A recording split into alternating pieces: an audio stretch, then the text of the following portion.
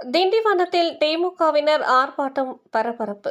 விழுப்புரம் மாவட்டம் திண்டிவனத்தில் சுமார் 26 கோடி ரூபாய் மதிப்பீட்டில் நவீன பேருந்து நிலையம் கட்டப்பட்டு தமிழக முதல்வர் திறக்கப்பட இருந்த நிலையில் முத்தமிழ் அறிஞர் டாக்டர் கலைஞர் என்ற பேருந்து நிலையத்தின் பெயரை திடீரென நீக்கி இந்திரா காந்தி பேருந்து நிலையம் என பெயர் சூட்டப் போவதாக தகவல் வந்த நிலையில் திமுகவினர் இதற்கு எதிர்ப்பு தெரிவித்து புதிய பேருந்து நிலையம் வாசலில் தர்ணா போராட்டத்தில் ஈடுபட்டதால் பரபரப்பு ஏற்பட்டது.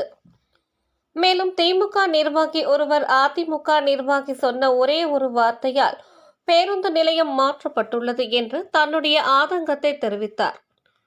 மேலும் புதியதாக கட்ட இருக்கும் வணிக வளாகத்திற்கு இந்திரா காந்தி பெயரை வைத்துக் கொள்ளட்டும், புதிய பேருந்து நிலையத்திற்கு பெயரை மாற்றக்கூடாது என்று திமுகவினர் திமுக நகரமன்ற தலைவரிடம் வாக்குவாதத்தில் ஈடுபட்டு வருவதால் பரபரப்பு ஏற்பட்டுள்ளது.